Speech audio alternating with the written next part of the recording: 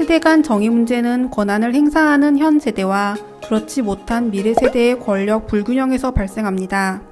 다른 나라는 어떨까요? 영국을 구성하는 4개의 국가 중 웨일스 정부는 2014년 청소년 참여 헌장을 선포하고 청소년의 목소리를 듣고 존중하며 정책으로 실현한다는 내용을 담고 있습니다. 현재 청소년 의회는 11세에서 18세까지 60명이 민주적 선거 절차를 통해 의원으로 선출되며 미래 세대 입장에서 정부가 우선 추진해야 할 과제인 기후변화에 대한 적극적 대응, 생물 다양성의 유지 및 보호, 청년들을 위한 일자리 마련, 국내 총생산을 대체할 대안지표의 개발 등을 진행하고 있습니다. 환경정의 기후팀은 미래 세대의 목소리가 정책에 반영될 수 있는 장치의 마련을 위한 세미나, 준비위원회 구성 등의 활동을 진행합니다. 청소년 기후행동은 지난 2년간 전문가 강의 및 컨설팅을 통해 기후위기 전반을 공부하고 주도적으로 기후행동 목표를 설정했습니다. 그리고 교내에 기후운동을 확산하기 위해 다양한 오프라인 캠페인을 벌이고 온라인 영상을 제작했습니다. 더 악화된 기후위기 시대를 살아갈 미래세대 청소년이 기후위기의 원인과 피해를 정확히 알고 주체적으로 목소리를 낼 필요가 있습니다.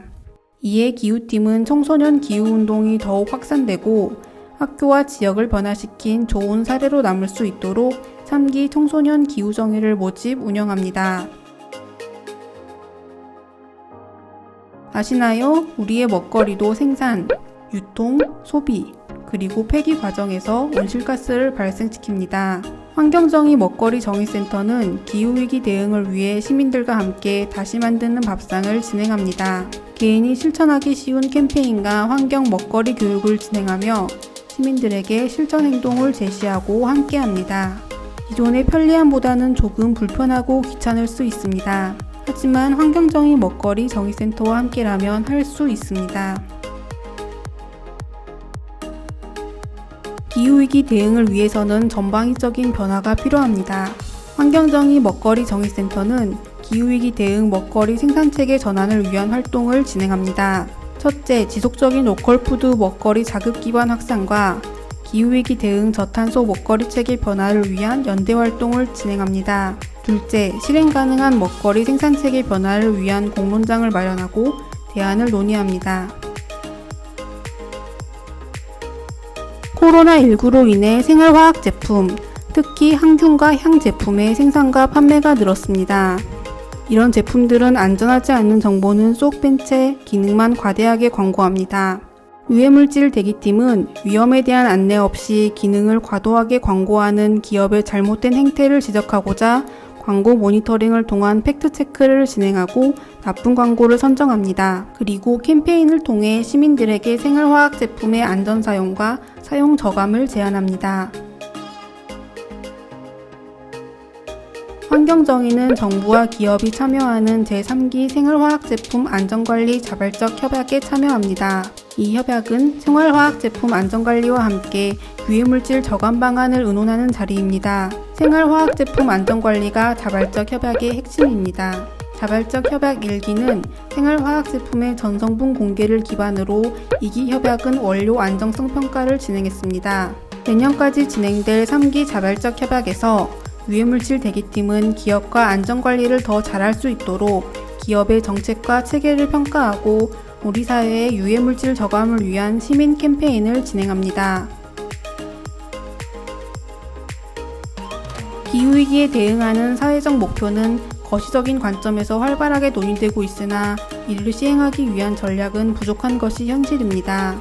기후위기 속에서 도시 전환의 필요성을 지속적으로 제기하고 인프라의 녹색 전환을 정책화하여 구체적이고 실천적인 대안을 제시하는 활동이 필요합니다. 환경정의 연구소는 우리의 삶과 밀접한 도시 분야의 전환을 통해 기후위기 시대에 대응하는 전략을 만들어내고 이를 정책화하기 위한 활동을 진행합니다.